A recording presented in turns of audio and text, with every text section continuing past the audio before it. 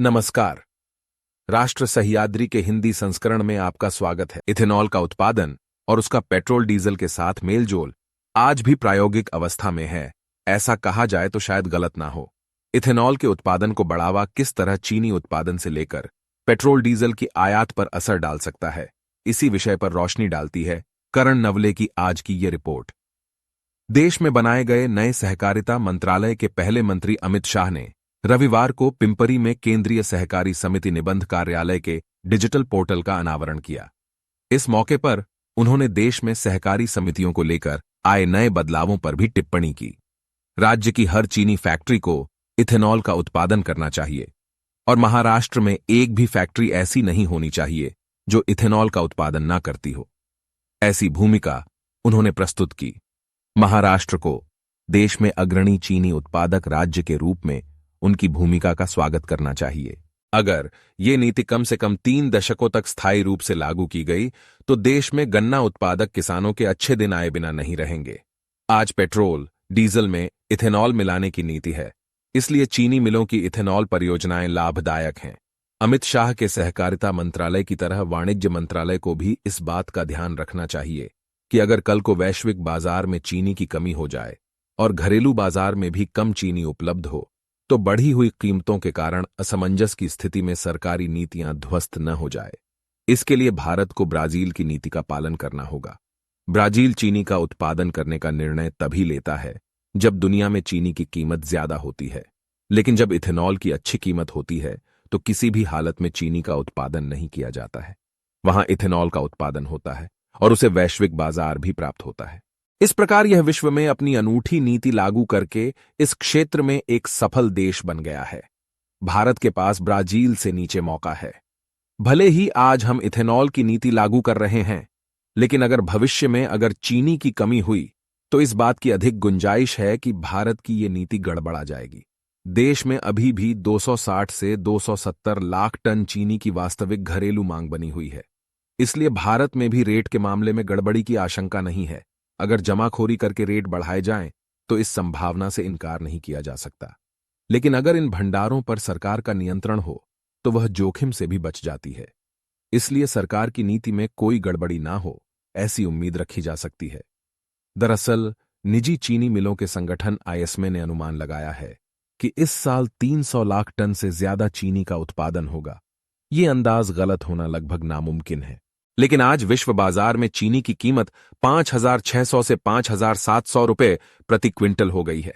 चूंकि भारत सरकार पहले ही 62 लाख टन चीनी निर्यात करने की अनुमति दे चुकी है, यानी अब भारत के पास खुद के लिए सिर्फ साल भर का भंडार ही बचा है।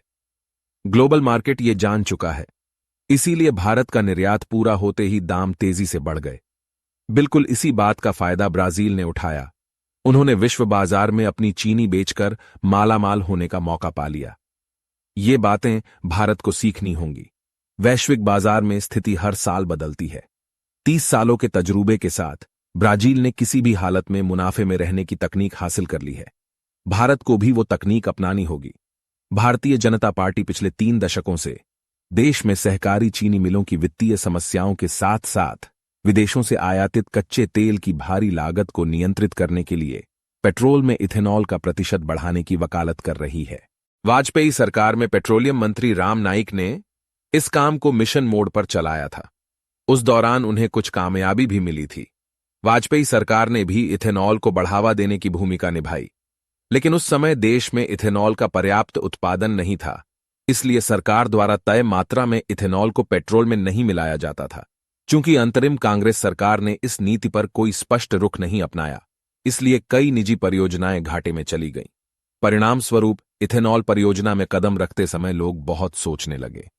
हाल के दिनों में केंद्रीय मंत्री नितिन गडकरी के लगातार फॉलोअप और केंद्र सरकार की इस संबंध में ठोस नीति के कारण पेट्रोल में 10% इथेनॉल मिश्रण की नीति अपनाई गई। वैश्विक बाजार में कच्चे तेल की कीमतों में बढ़ोतरी इस नीति का कारण थी। इसके कार्यान्वयन के बाद से इथेनॉल देश की चीनी मिलों के सामने आने वाली वित्तीय समस्याओं को हल करने के लिए एक व्यवहार्य विकल्प के रूप में उभरा है।